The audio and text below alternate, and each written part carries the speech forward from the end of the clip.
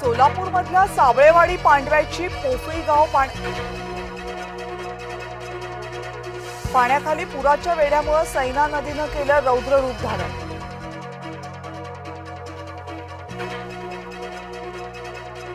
कर्जमाफीबाबत सरकार गंभीर, योग्य वेळी निर्णय घेऊ, ठाकरेंप्रमाणे आम्ही दुटप्पी भूमिका घेत नाही, उपमुख्यमंत्री एकनाथ शिंदेंचा ठाकरेंवर निशाणा।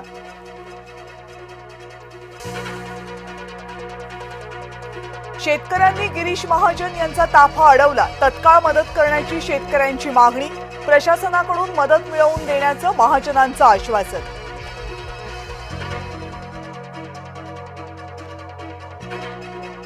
बीडमधल्या पुरामध्ये 30 ते 40 जण अडकले, पुरात अडकलेल्यांचा मदत कार्य करण्यासाठी लष्कराला पाचारण।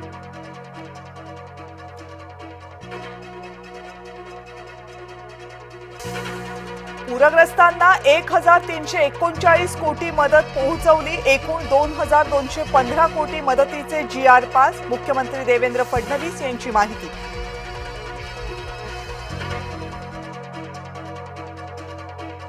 मुख्यमंत्री स्वतः पूरग्रस्त भागाचा दौरा करणार, दुष्काळाचं राजकारण करण्याची काहींना वाईट खोड, फडणवीसांचा उद्धव ठाकरेंना टोला। हिंदू नव्हे तर बळीराजा संकटात, आमदार रोहित पवार यांचा टोला।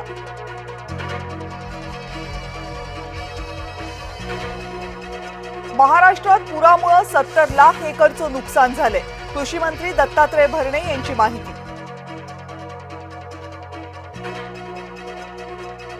अजित पवार पुण्याऐवजी मराठवाड्यामध्ये जाणार, सार्वजनिक कार्यक्रम टाळून पूर परिस्थितीवर लक्ष।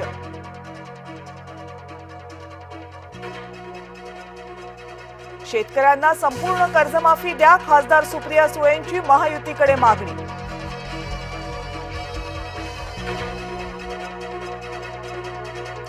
लातूरमध्ये लाखो हेक्टरवरची पिकं उद्ध्वस्त, शेतीसह दुभती जनावरही वाहून गेली, बळीराजानं फोडला टाहो।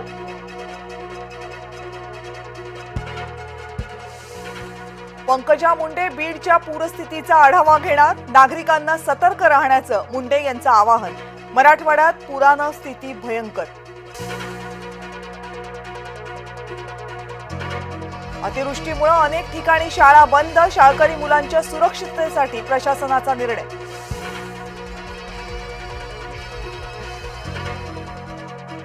धाराशिवमध्ये पूर नियंत्रणात, पण नुकसान प्रचंड, पुरामध्ये अडकलेल्या नागरिकांना हेलिकॉप्टरद्वारे वाचवलं, आता आव्हान शेतीच्या नुकसान भरपाईचं।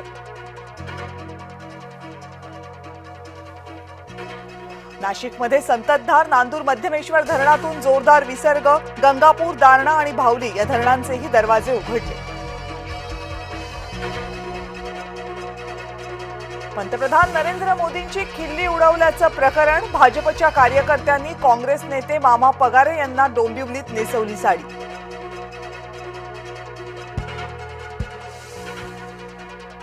केंद्रीय गृहमंत्री अमित शहांकडून अंबेमाता पूजन, तलवार भेट देऊन केंद्रीय गृहमंत्र्यांचा सत्कार।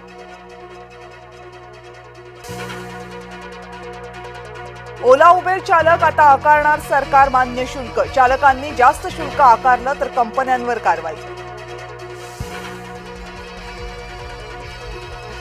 मुंबईमध्ये लवकरच स्पॉट टॅक्सी धावणार, कुर्ला ते बांद्रा रेल्वे स्थानकादरम्यान सेवा, वाहतूक कोंडी कमी करण्यासाठी निर्णय।